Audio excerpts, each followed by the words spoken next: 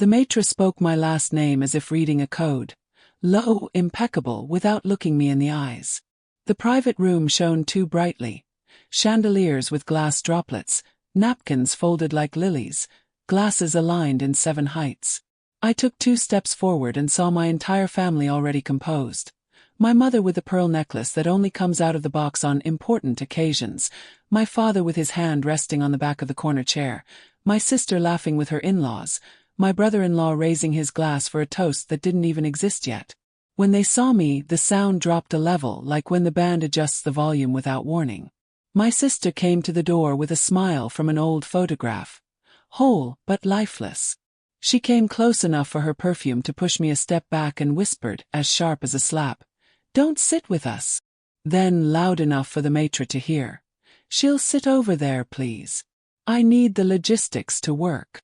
The over there was a side table, pushed against the wooden partition, half a meter from the kitchen entrance.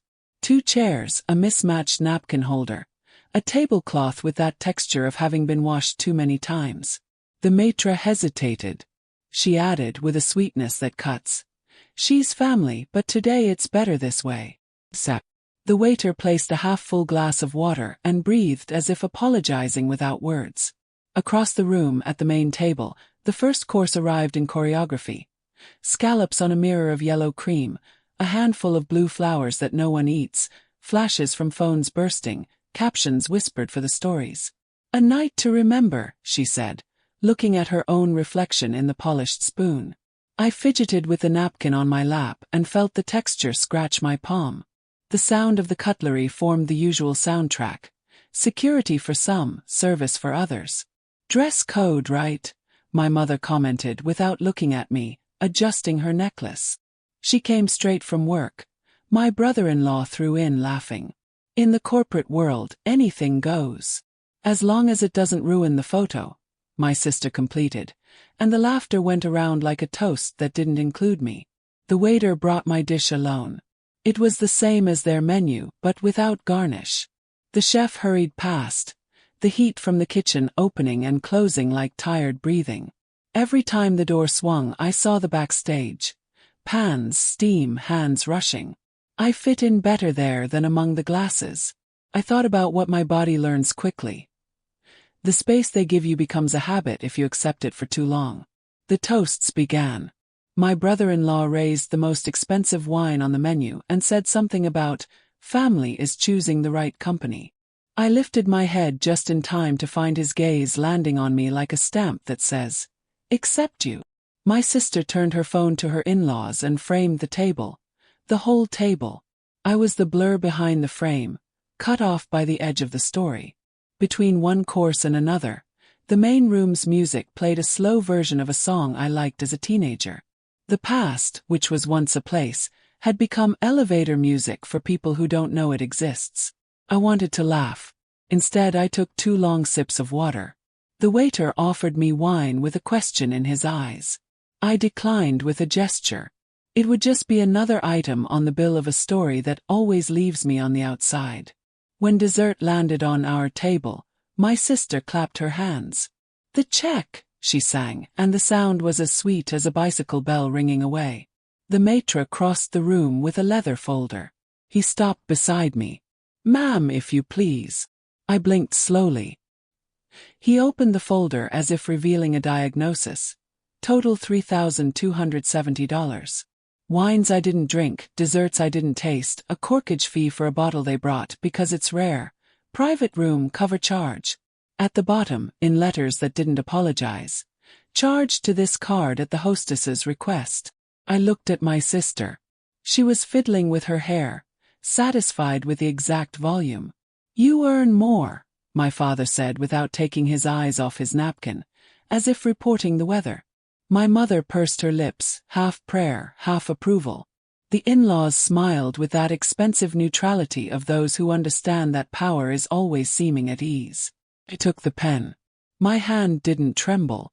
The tip scratched my name with the precision with which I've finalized company contracts, like someone closing a project they never wanted to start. The payment terminal beeped once, beautifully. I smiled slightly, automatically. My watch vibrated on my wrist with a heart rate graph, 82, 84, 79. And on the same icon a red, recording in progress. I left it on. "Thank you," my sister said, in a tone that wanted to sound natural. "You always solve things." "Yes," I replied without raising my voice. "I always solve things." I stood up slowly, felt the chair scrape the floor. The maître accompanied me to the hallway, too worried for it to be just protocol. On the threshold between the golden room and the hallway with the red fire extinguisher, he lowered his eyes and said, in the Portuguese he learned at work, as clear as a clean blade, "If you need a record, we have logs and cameras." He lifted the folder a millimeter, as if offering a medicine he wasn't sure if you'd accept. I paused for a second, the time of a hand between two clicks. The glint of an idea lit up on the metal of the doorknob. I didn't say yes. I didn't say no. I just saved the manager's address like someone folding a map and choosing with a finger the right road. Sunday dawned with the smell of reheated coffee and others' regrets. In my apartment, the silence felt clean, almost clinical. I opened the curtains and let the light pass through the mirror, the one that always gives me back in organized pieces. Skin that the sun doesn't fade, under eye circles of someone who has learned to sleep late and wake up lucid. The city breathed outside, indifferent. On the kitchen counter, the open laptop showed work spreadsheets, risks, audits, fraud. Irony. I spend my days tracking other scams, but I spend my life swallowing the ones disguised as love. As the coffee finished dripping, a notification flashed on my phone. Purchase confirmed. $3, 270.00. The amount stared at me with the same coldness as the night before. The bank doesn't know about humiliation. It only recognizes debt. I opened my work email. Nothing out of the ordinary. Closed it. Then, unintentionally, I scrolled to LinkedIn. The first post on my timeline. Dinner photo. The caption from my brother-in-law, always obsessed with appearances. "Family is knowing how to choose the right company." He tagged everyone except me. Curiously, algorithms have the same sense of exclusion as my sister. The digital and the real world share the same addiction. Erasing with elegance. I took a sip of coffee and breathed deeply. At 35, I've already learned that whoever grows up being the responsible one is never invited to dance, only to fix the sound. I've always been the one who solves things. The one who picks up at the airport, who pays for the hotel, who answers emails at dawn because, "You write so well, make this pretty for me?" My sister is the lightness. I am the structure. She gets ready, I hold it together. She charms, I support. But that night something shifted on its axis. Because for the first time, the embarrassment wasn't just on my skin. It was documented. The receipt had my name. And the watch on my wrist saved the sound of her voice saying, "Don't sit with us." No metaphor, data. Proof. The microwave beeped, pulling me out of my thoughts.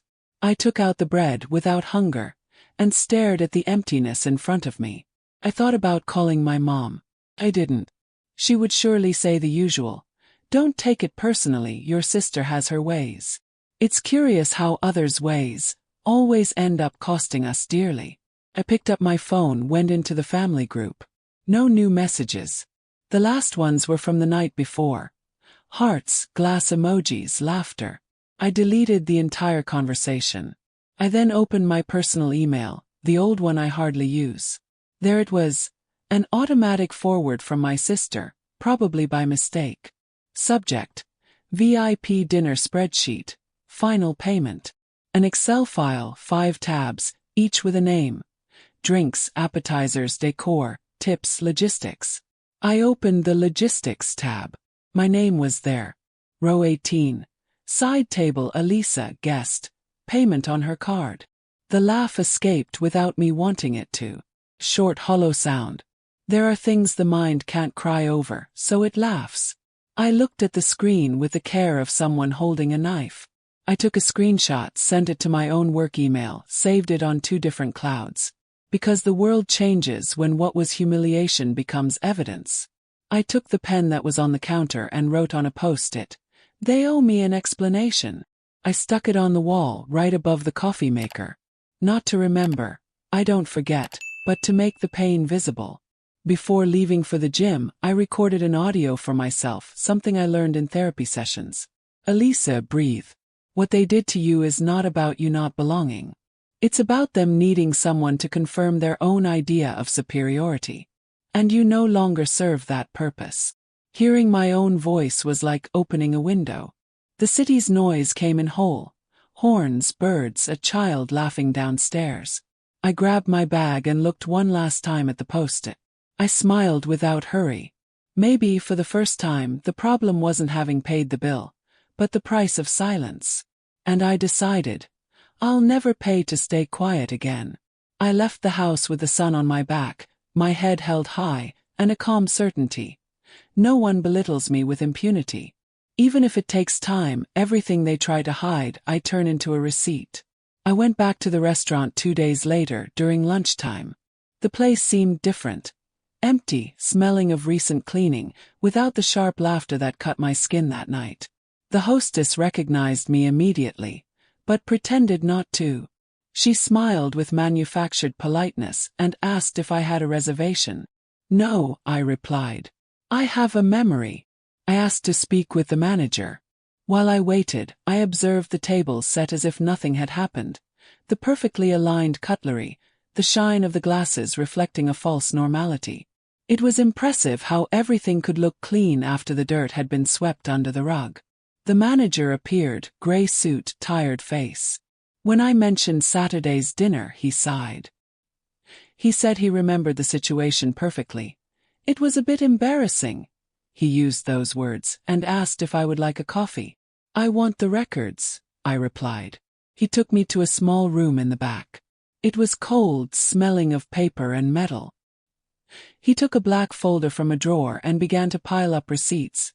The printed order, the card machine statement, the entry in the internal system. The hostess's name, my sister, was there, crossed out and replaced by Elisa, guest. Payment confirmed. She asked for the amount to be transferred to your card, he said, without looking at me. It was a direct request in front of the maitre. He then did something I didn't expect. He opened a computer screen and showed the security camera video. I was sitting at the side table, motionless, while the main table toasted. I saw the exact moment when my sister stood up and gestured to the waiter, pointing at me. Then, the maitre typing at the terminal. Everything with ambient sound. The phrase sounded sharp, crystal clear, cutting the air. Put it on her card. I felt my stomach tighten. It wasn't anger, it was confirmation. The kind of pain that comes without surprise, because the truth only hurts when there is still hope. I didn't have any left. Can I get a copy of this part? I asked. I can authorize the printing and the log if you want to file a report, he replied, lowering his tone. We keep it for 30 days. I signed the form, took photos of the papers, and as the scanner made its repetitive noise, I realized there was something profoundly symbolic there. Even a machine knew how to record what people prefer to deny. On the way out, the manager hesitated and said softly, "To be honest, that bothered the team. It's not common for someone to make a family member eat alone. But the one who pays calls the shots." The phrase echoed in my head all the way to the parking lot. The one who pays calls the shots. It was always like that, wasn't it? They pay the bill of affection and decide who sits at the table. Except this time the receipt was mine. And, ironically, the power too. Inside the car, I opened the folder on my lap. All the documents had a stamp, time, signature, proofs. And proofs have a curious characteristic. They don't ask for space, they occupy it. I took a deep breath and rested my head on the seat. For a second I remembered my childhood.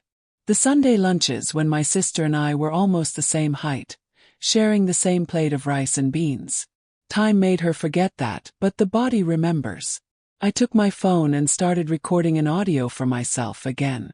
They think they hurt you with contempt, but they gave you something better, tracks.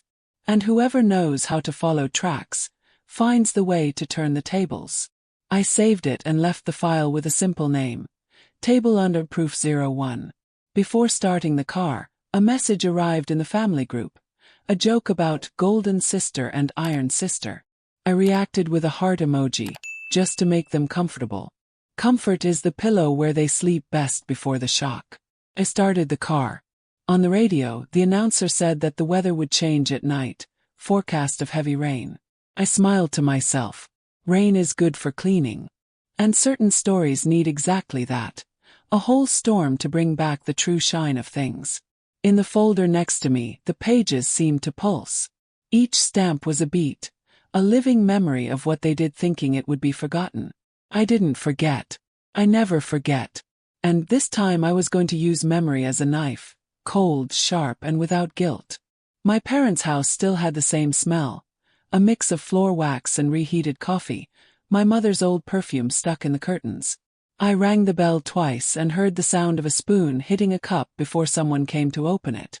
My mother appeared with that rehearsed smile that only mothers very trained in avoiding conflict know how to maintain. "You came without warning, daughter," she said, fixing her hair, even without wind. "I wanted to talk," I replied. The living room looked like a museum of what I am not. The photos of my sister at graduation, the wedding portrait framed in the center, the happy family statuette on the sideboard. The only picture of me was in the hallway, small, almost hidden behind a plant. My father came down the stairs with the newspaper folded in his hand. "What's wrong now, Elisa?" he asked, without raising his gaze much. I sat on the edge of the sofa, that posture of someone who doesn't want to linger. "I came to talk about the dinner." The tension settled like dust in the air. My mother took a deep breath, clasping her hands. "Oh, daughter. Don't make a drama, okay? It was just a misunderstanding." "Misunderstanding?" I asked, taking the black folder from my bag. "I have receipts, videos, even the audio of the moment she asked for the bill to be put on my card." My father adjusted his glasses, uncomfortable. "Is this really necessary? Recording family matters. When the family turns me into accounting, yes," I replied without raising my voice. He leaned back in the armchair, trying to maintain authority in his tone. "Your sister just wanted to show elegance to the in-laws, you understand? Elegance that costs more than $3,000 and comes with humiliation included," I asked, letting the words fall one by one. My mother hurried to intervene. "She'll reimburse you, Elisa. I've already spoken with her." "Reimburse?" I laughed softly. This wasn't a transaction. It was a message. There was a long silence. The kind that is only broken by the sound of dishes in the background. My mother got up, went to the kitchen, came back with a tray of coffee, as if the ritual could erase the subject. She served cups without looking at me. The steam rose, and with each spoonful of sugar she offered an excuse. "You've always been so independent, I didn't think you'd mind. Your sister has a different way. You know how she is." I listened to everything, but in silence. The kind of silence that screams inside. With each sentence, I remembered my childhood. When we shared toys, but only she got new ones. When I spent hours braiding my hair alone while my mother said hers was easier to manage. And now, as an adult, it was as if nothing had changed. Only the price of things had increased. I looked at the wall and saw the large portrait of my sister. The white dress, the calibrated smile, the golden frame. Everything about her seemed illuminated. Everything about me shadow. I put the cup on the table without drinking. I didn't come to apologize. I came to ask for responsibility. "Elisa," my father began. "Dad, it's simple. I work with proofs. And I learned that when we ignore an injustice for love, we call it family. When we learn to face it, we call it respect." He fell silent. His gaze wavered for a moment. My mother pretended to look for something in her apron, avoiding my eyes. The doorbell rang. My sister arrived. Expensive clothes, sunglasses even indoors, the phone glued to her hand. "Oh, look who came to cause trouble," she said with a crooked smile. "It's all sorted out, okay? I transferred 50 to compensate for the inconvenience." 50. I repeated, almost laughing. "Oh, and you should be grateful for having dined at a real place. It's not every day you're taken to a restaurant like that." She spoke, and I saw my mother's reflection behind her, hoping I wouldn't answer. Except this time I wasn't willing to swallow it. I took my phone and opened the file. The audio echoed through the room. Put it on her card. The sound was clear, the laughter after unmistakable. My father stood up abruptly. Turn that off, Elisa. Are you listening? Asked, keeping my finger firm. This isn't drama. It's data. My sister rolled her eyes. My God, what an exaggeration. It was a joke. A joke is when everyone laughs, not when only one pays. The silence that followed was almost palpable. My mother started to cry softly. My father rubbed his face, exhausted from a kind of guilt he never knew how to name. I stood up. I closed my bag, took a deep breath. I didn't come for money. Came for conscience. But apparently, here that's still a luxury item. I walked out the door without looking back. In the hallway, the air seemed lighter, almost breathable. Before leaving, I heard my mother whisper, "You could have let it go, Elisa." I smiled to myself. I thought, that's why they think they can do anything, because we always let it go. Outside, the sky was heavy, the kind of gray that announces a storm. I breathed in the humid air and felt something new. The weight of their shame starting to change owners. I spent the rest of the afternoon in silence, lying on the sofa, staring at the ceiling as if waiting for it to finally collapse. There was a strange peace in realizing that I had finally stopped trying to understand. The mind stops looking for excuses when the pain already has a name. It's called contempt. And the family's contempt has a specific sound, the scrape of a fork on a plate that is not yours. At night I opened my laptop. The screen's lights reflected in my tired eyes. I created a spreadsheet. I named it, "The Cost of Belonging." Line by line I started to record everything. Dinner value. Transaction time. Exact phrase said by my sister. Parents' reaction. Old messages. Screenshots from the family group. It was almost an inventory of denied love, measured in cents and silences. With each filled cell, the lump in my throat diminished. Maybe because turning pain into data is the only way I know not to get lost in it. I've always dealt with facts, numbers, evidence. But there alone, I realized I was creating something bigger than a spreadsheet. A mirror. When I finished, I wrote at the top of the last tab. Total. $3,270, plus 35 years of undeclared exclusion. And in the cell next to it, a note. Emotional tax paid in full. I closed the computer and listened to the city's noise. Outside, the cars passed by hurriedly, but inside the house, time seemed to stand still. The doorbell rang. It was the delivery man with a bag I didn't order. I opened it and saw my sister's name on the label. Inside, an expensive bakery cake, wrapped in golden ribbon. A card attached. To sweeten the mood, kisses. I put the cake on the sink. I didn't cut it. I just stared at the reflection of the ribbon shining under the kitchen's cold light. How many times had they tried to buy me with sweetness? How many times had I accepted the sugar so as not to feel the bitterness? I picked up my phone and opened Instagram. The first photo on my feed was hers, the cake, the same one in her hands, caption. Small gestures heal big misunderstandings. Hundreds of comments calling her elegant, mature, inspiring. I liked the photo. Yes, I myself. I liked it, let the algorithm believe the story ended there. But it didn't end. My neighbor's son started playing guitar on the balcony. I recognized the song. A slow melody about broken promises. I closed my eyes and let the memory come. Me at 10 rehearsing lines for a school play while my sister, Salon Blonde, was having her debutante photos taken. I remember my mother saying, "You're strong, Elisa. She's delicate. Each one has her role." Today I understand what role meant. Mine was always to hold up the scene. I took the computer again, opened the file and started writing in a new document. Title: Manual of Selective Elegance. First paragraph. Being polite is easy when you've never been humiliated. What's hard is maintaining composure when they treat you like a receipt. I continued writing non-stop for almost 2 hours. The text flowed like a confession and a denunciation. It was not an outburst, it was a record. like someone archiving evidence of a moral crime.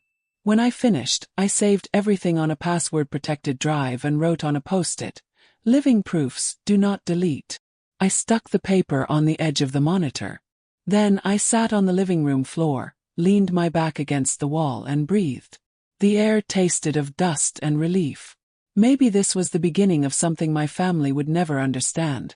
The silent revenge, the justice born from disciplined silence. I closed my eyes and said softly, "They think this ended at a dinner." But the dinner was just the receipt. I opened my phone and started typing an imaginary caption. "Sometimes blood is not a bond. It's a debt." I erased it. Not yet. I left the text saved in my drafts, like a knife in its sheath. If you've ever been the link that holds a table that never welcomed you, you understand me. There's a moment when the pain stops asking for an audience and starts to plan. Mine came that night, exactly at 10:37 p.m., when the watch vibrated on my wrist and the dinner's audio played by itself, like a reminder. Her voice, laughing, repeated, "Put it on her card." And I smiled alone, murmuring, "Sure, sis. This time I'm the one who's playing." I woke up early the next day before the alarm.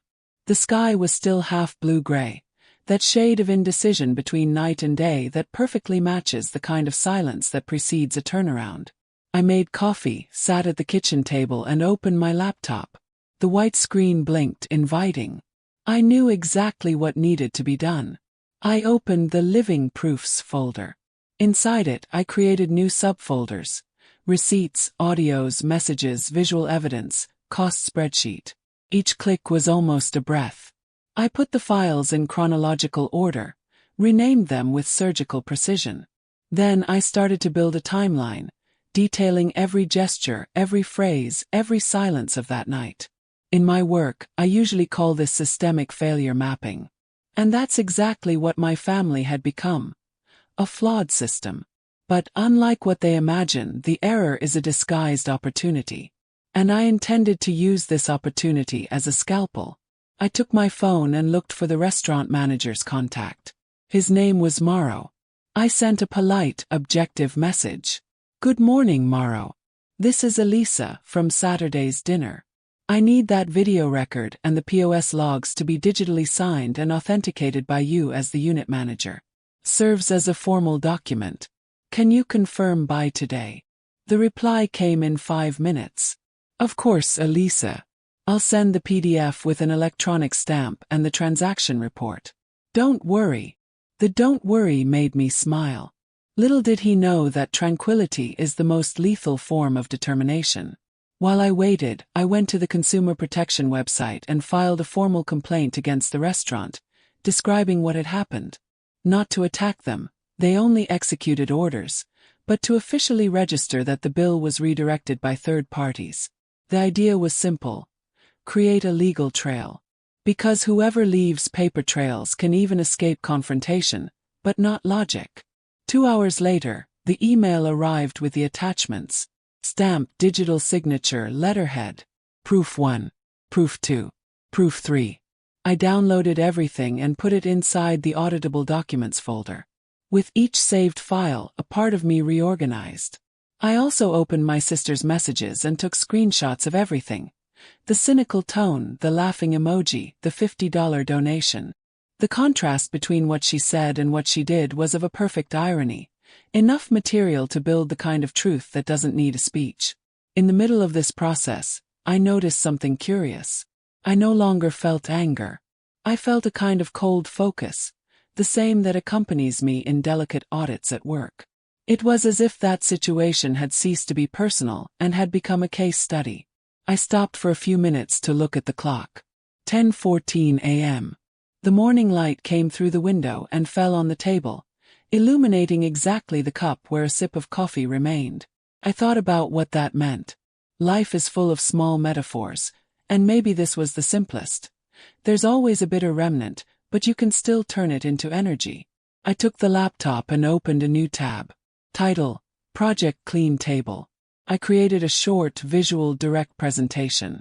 The plan was simple and elegant. take the personal case and turn it into an internal lecture at work on ethics, integrity, and family boundaries in the corporate environment.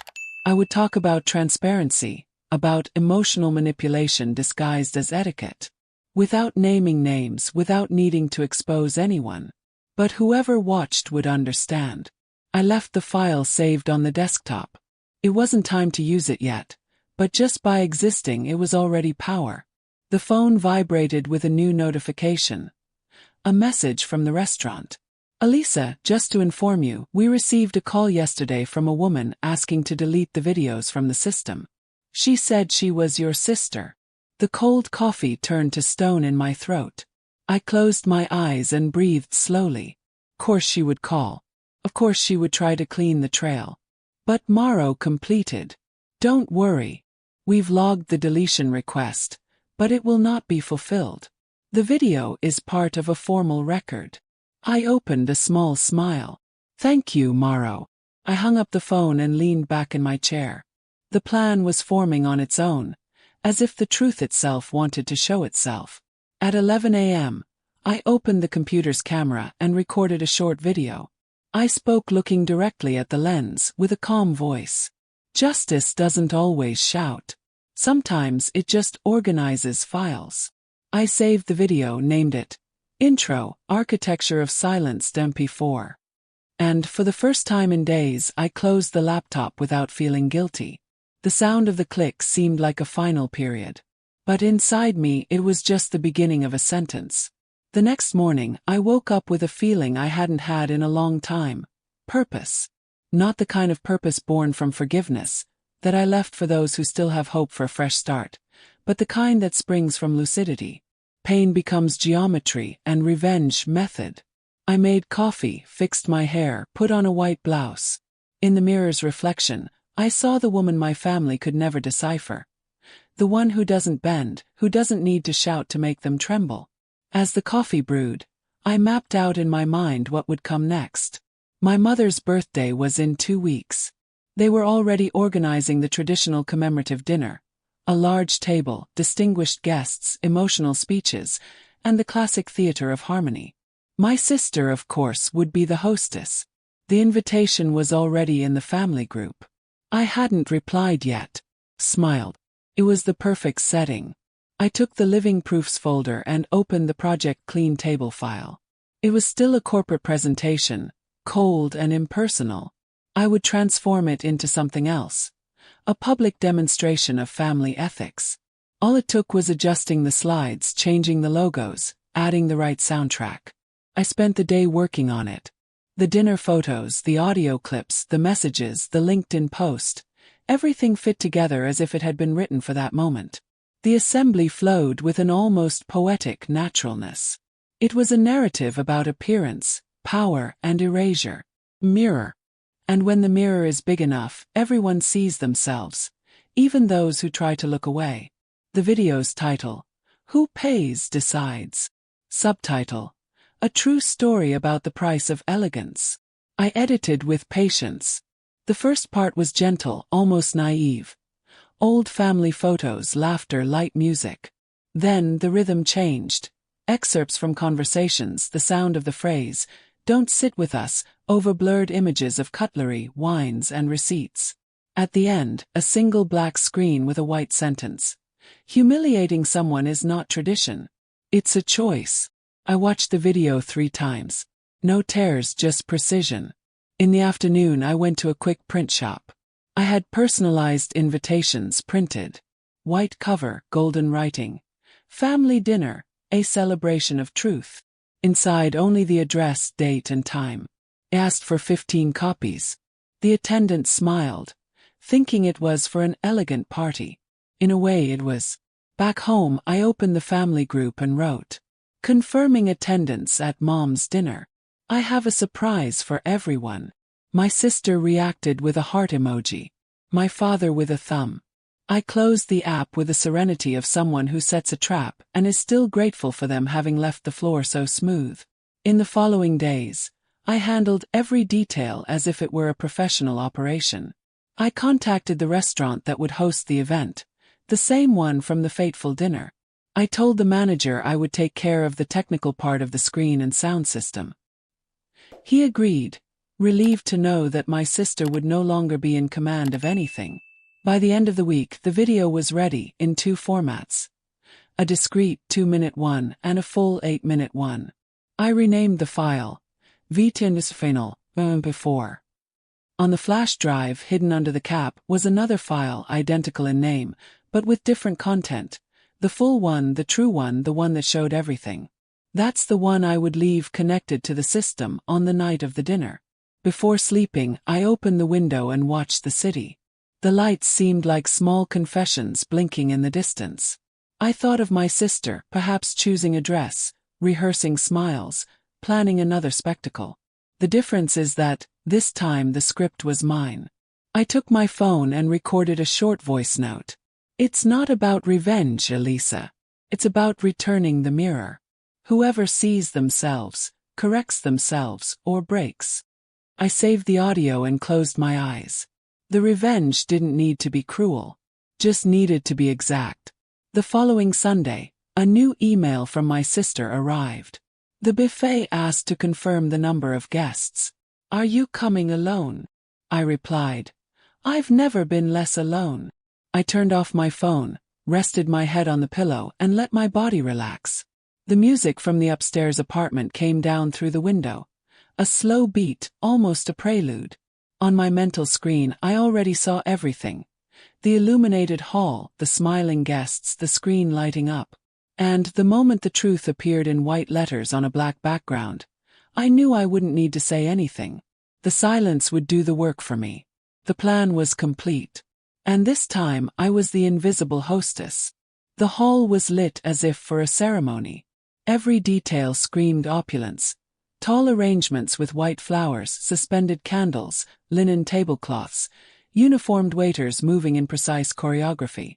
The kind of setting where elegance is law, and embarrassment a mortal sin. My mother's birthday party was, in fact, a theater of forced reconciliation, with my sister directing every gesture, every toast, every light. I arrived punctually at 8. I wore a simple black dress, matte fabric. Nothing that shone. I learned early on that power, when it's real, doesn't need to reflect, it absorbs. My sister greeted me with the same smile that cuts. Glad you came, Elisa. I hope today is a new beginning. It will be, I replied calmly. I greeted my mother, who was beautiful and nervous. My father came right behind, offering a perfunctory hug. My sister was talking to the maitre, the DJ, the photographers, the kind of woman who needs to control everything to avoid facing anything. At the back of the hall, a support table with a laptop and the screen cables.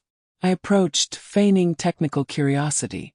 I connected the golden flash drive, the one that seemed harmless, and tested the file. Everything ready. The light version was there, but the system was programmed to open the full file with a simple click on the name. A slip-up would be enough. And I knew. My sister, a perfectionist as she is, would review everything before starting. I began to watch from a distance. People were talking, laughing, toasting. My sister was taking photos with her in-laws, while my brother-in-law filmed her in slow motion, always posing like someone living in a perfume commercial. My mother, with a sweet look, called me over. I hope you and your sister talk today. It's a night of forgiveness. Forgiveness is for those who ask for it, Mom. I just brought the truth.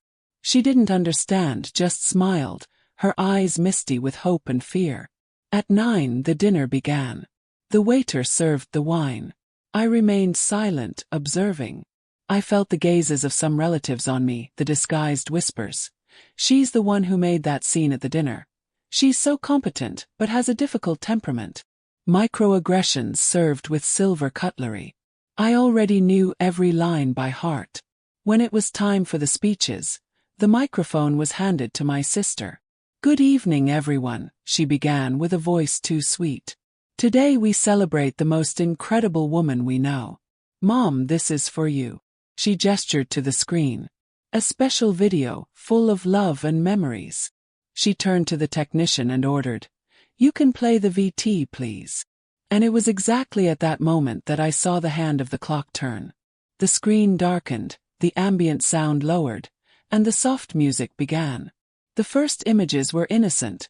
Old family photos, laughter, captions like unconditional love. Our roots. Everyone smiled, relaxed. My sister looked at me, confident, as if saying, "See how I know how to make things beautiful." But in the third minute, the screen flickered. An abrupt cut, the image of the dinner. The security video enlarged, the maitre saying, "At the hostess's request." The sound of the card passing. Her laugh. The crystal clear audio. "Don't sit with us." The entire hall fell silent. My sister turned to the technician, confused. "This isn't the right video." But the image continued, showing the $3,270 receipt, the screenshots of the logistics, Elisa, guest, spreadsheet, and finally the LinkedIn post with the caption, "Family is knowing how to choose the right company." With each frame, the collective breath of the hall grew heavier. The guests began to exchange glances. An aunt put her hand to her mouth. One of the in-laws coughed, embarrassed. The video continued with a voiceover. Mine, calm, unmistakable. "It's not about money. It's about what happens when someone pays to exclude you and still calls it love. When silence becomes protocol and humiliation is served as dessert. Family, sometimes, is just a receipt with the same last name." The final sentence appeared in white letters on a black background. "The one who pays the bill buys the right to silence, until someone returns the change." No one applauded. No one moved.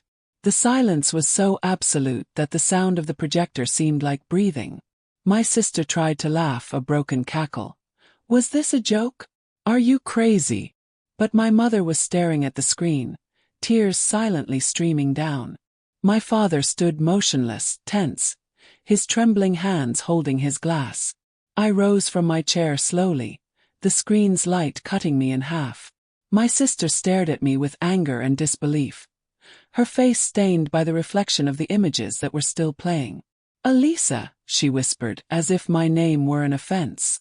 "I'm just giving you back what's yours," I replied. The video ended, the screen went off, and the hall was suspended in an eternal second between before and after. If any part of you has ever wanted the world to see what they tried to hide, share this story, because every hidden truth dreams of being projected. A waiter dropped a tray, the metallic sound cut through the air, and it was there in that instant that the revenge began to breathe on its own. My sister remained standing in the center of the hall, her shoulders stiff, her breath short, trying to reassemble the social mask that had always protected her. But it was useless. The truth had already been projected in full size. The entire hall had seen. No rehearsed apology would fit in that space now taken over by shame and silence. The guests began to move with the discomfort of those who don't know where to look. The voices gradually returned. Whispers, coughs, the sound of glasses being hastily collected. A couple was whispering near the door. "Was that real? It looks like a montage." "No, it was her in the video." My mother was trying to hide her tears, fidgeting with her napkin, avoiding any eye contact with me.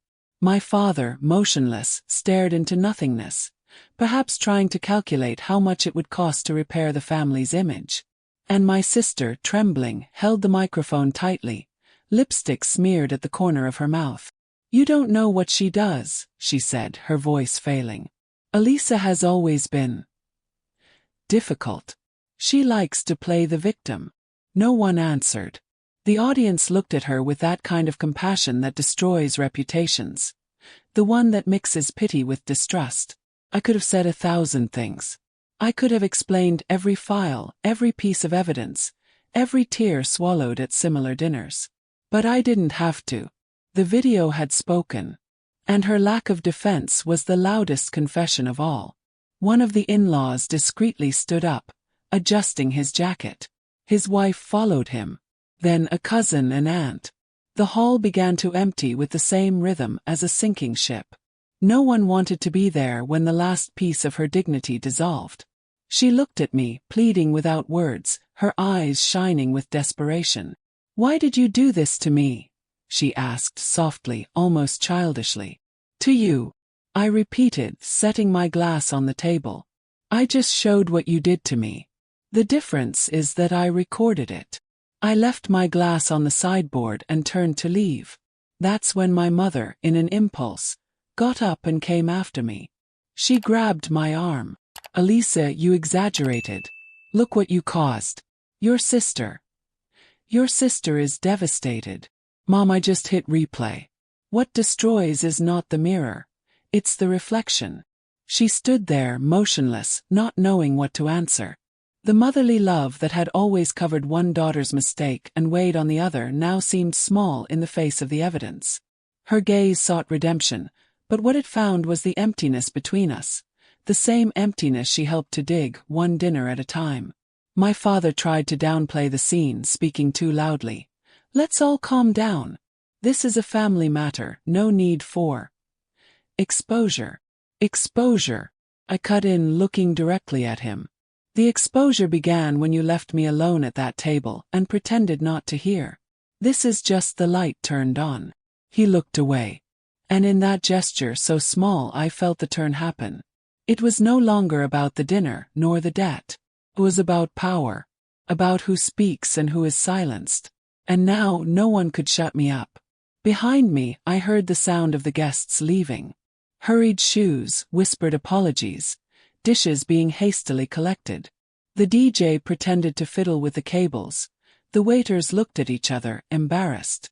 The hall, so impeccable a few minutes ago, now seemed like a scene of elegant ruin.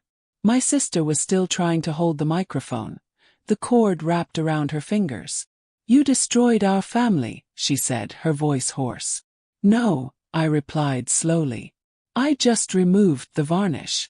The last sentence of the video still echoed in the collective memory. Humiliating someone is not tradition. It's a choice. And suddenly I realized, what I had done was not revenge. It was restoration. When I left the hall, the night was humid.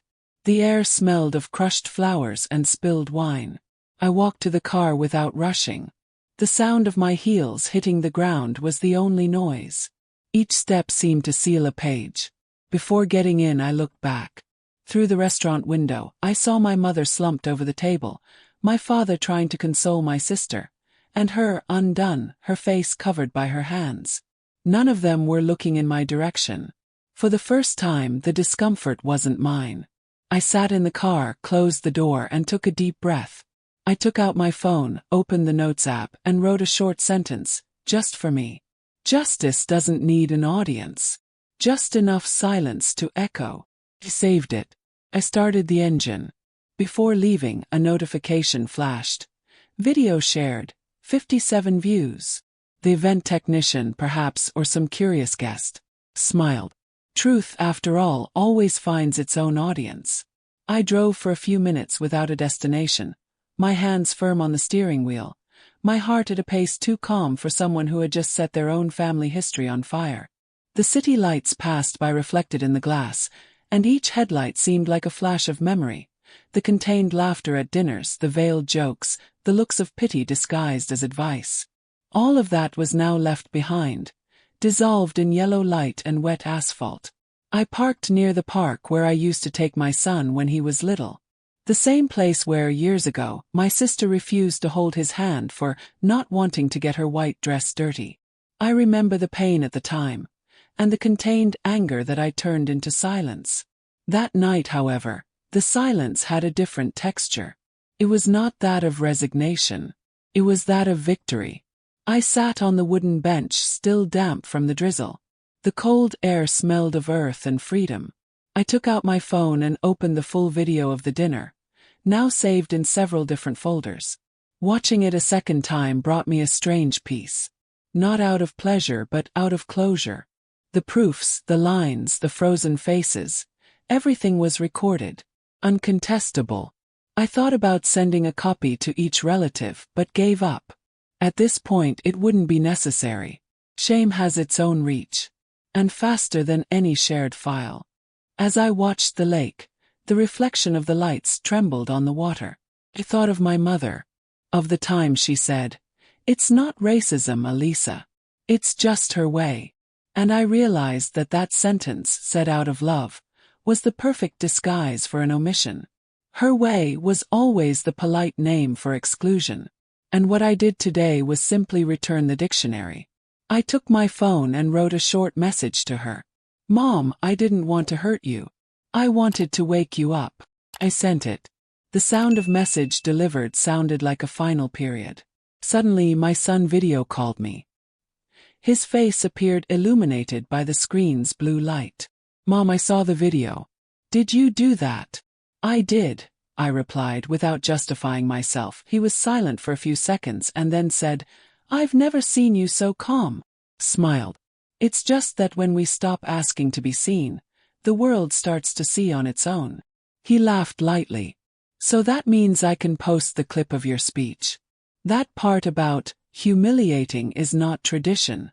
It's going viral. You can, I replied. Let people see what they want. I've already shown what I needed to. He watched me for a few seconds, with that look of someone who finally understands something without needing an explanation. I'm proud of you, Mom. The call ended, and the words hung in the air, warming the cold night. Proud. A word so rare coming from mine. And this time there was no irony, no guilt, no debt. Just truth. I took the flash drive from my pocket and threw it into the lake. I watched the metallic shine disappear into the dark water. The recording had already served its purpose, and the memory didn't need a backup. I took a deep breath. For the first time in a long time, I breathed without fear. The air came in whole, clean. The phone vibrated again. It was an email notification. Response to the video. Media interested in contact. I sighed and left the device on the bench. I knew what would come. People love a scandal, but I had no more scandal to offer. Only conscience. I got up and started walking. Each step was a farewell to the role they gave me. The daughter who swallows, the sister who endures, the woman who yields. As I crossed the park, I remembered my father's words at the dinner. This is a family matter, Elisa. I smiled in the dark. Exactly, Dad. And that's what I just corrected. I reached the park exit. The street was empty, the wind cold. I stopped for a moment before crossing the avenue. I looked at the sky, and for a brief second, I thought I heard the voice of the girl I was. The one who tried to sit at the table and always heard, "It's not your place." Today, she finally replied. Now it is. And I kept walking, with the serenity of someone who has turned shame into justice, and justice into peace.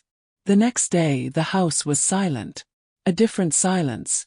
Not that of absence, but that of reparation. I opened the curtains and let the sun in, crossing the floor and drawing rectangles of light on the carpet. There was dust in the air, particles dancing as if the universe were celebrating with me.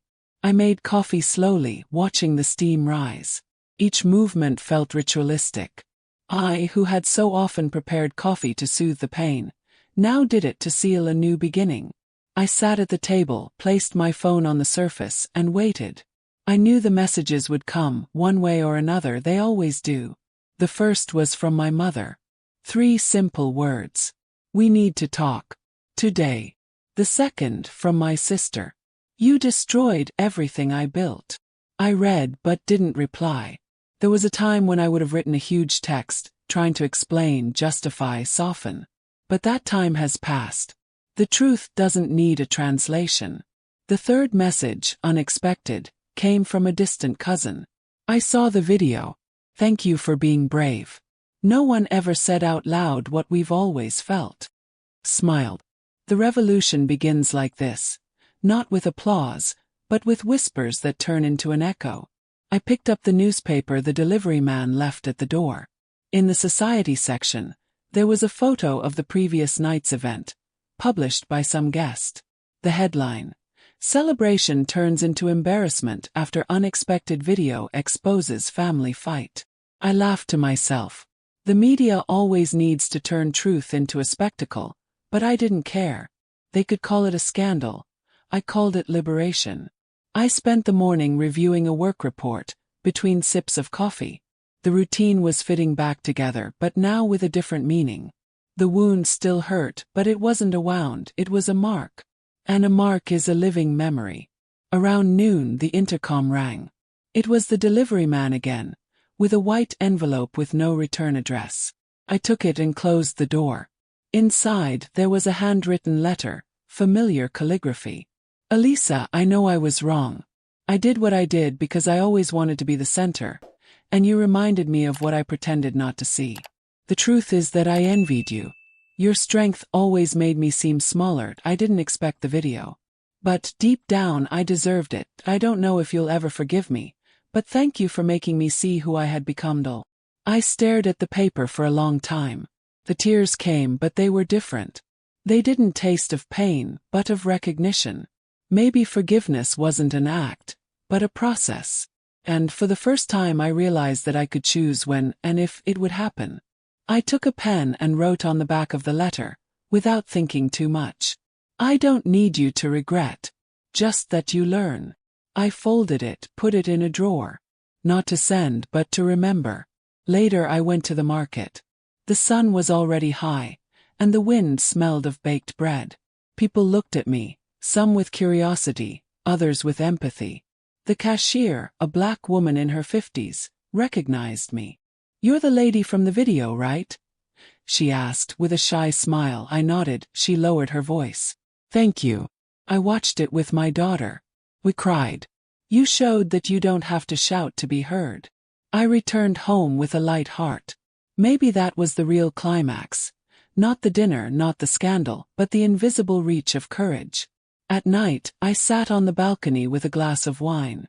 I watched the sky without hurry. The moon was almost full, illuminating the edges of the clouds as if underlining the moment. I thought of the girl I was, the woman I became, and the mother I will be for my son. One who teaches that dignity is not negotiable, and that love without respect is just a poorly paid bill. I picked up my phone and wrote a final note in the notepad. They took me from the table. I built my own. And for the first time, I felt that the emptiness they left fit perfectly within my peace. The following Sunday, I woke up to the sound of light rain hitting the windowpane. The whole house smelled of coffee and wet earth, a scent of a new beginning. I walked barefoot to the kitchen, feeling the cold floor under my feet, and noticed something curious. For the first time in years, there was no urgency. No message waiting for a reply, no lump in my throat. Just the silence, clean, whole. I opened the cupboard and found, at the back of the shelf, the old cup my mother had given me when I moved out. It was chipped but intact. I poured coffee in it anyway. There is beauty in things that break and remain useful. Perhaps because they learn to hold the heat in a different way. I sat at the table, and the sound of the rain mixed with my breathing. I picked up my phone and opened my work email. An invitation to speak at a conference on ethics and social justice in the corporate environment. The suggested theme: emotional integrity, when silence becomes resistance. I laughed. It was almost poetic. I accepted the invitation. As I was replying, I received a new notification. It was a short message from my mother. Your brother asked to see you. He said he's proud. Me too. The words echoed on the screen. The proud came lightly, without the weight of guilt. It was sincere. I closed my eyes for a moment. Maybe justice, when it's truly just, doesn't destroy. It just reorganizes. I got up and went to the balcony. The world outside was washed. The drops fell rhythmically, as if beating to the exact pace of what remained in me. I remembered the dinner, the video, the sideways glances, the cutting phrases. I remembered every time I was invited to be silent. And I realized that my voice now didn't need to be loud, just true. I took my phone and recorded a short video, looking directly at the camera. I spoke as one breathes. Not all revolt is noise. Sometimes it's order. And when a black woman decides to place herself at the center of her own story, the whole world has to reorganize around her. I saved it without publishing. It was for me. A reminder that power is not in exposing, but in existing without asking for permission. The rain gradually stopped. The sky opened up in shades of gray and amber. Across the street, a child was playing barefoot, laughing, indifferent to the mud. I saw my son in her, free from the weight of comparisons, growing up in a world where he would know his own value. And I understood that, in the end, it was for him that I had done everything. The phone vibrated again. Message from the family group. The notification blinked like an invitation from destiny. Opened it.